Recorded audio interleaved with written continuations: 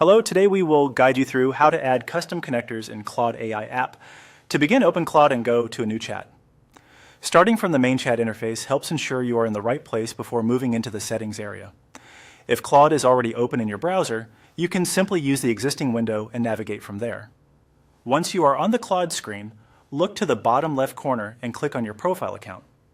This is where Claude keeps account-related options, including access to the app settings.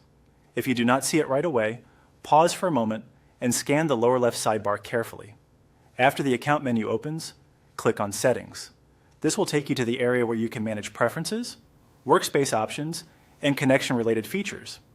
Settings is the control center for configuring how Claude works with other tools, so this is the key place for the rest of the setup.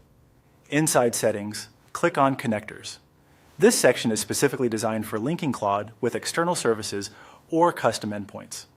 If you are exploring this for the first time, take a second to notice the layout so it is easier to return here later when you want to manage or update your connectors. Next, move to the top right area of the connectors page and click the Add dropdown. This menu gives you different options for creating new connections.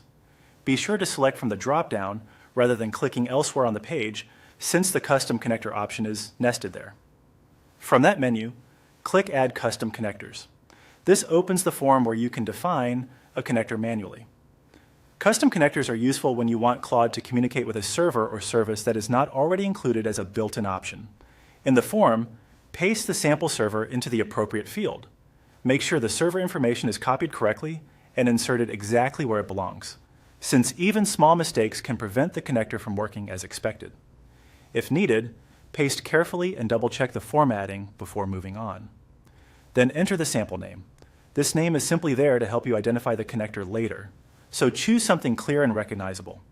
A descriptive label can make future management much easier, especially if you plan to add more than one custom connector over time. Once those details are in place, you have completed the process for adding a custom connector in Claude AI App. If anything does not look right, review each field before continuing further. Thanks for following along, and that is how to add custom connectors in Claude.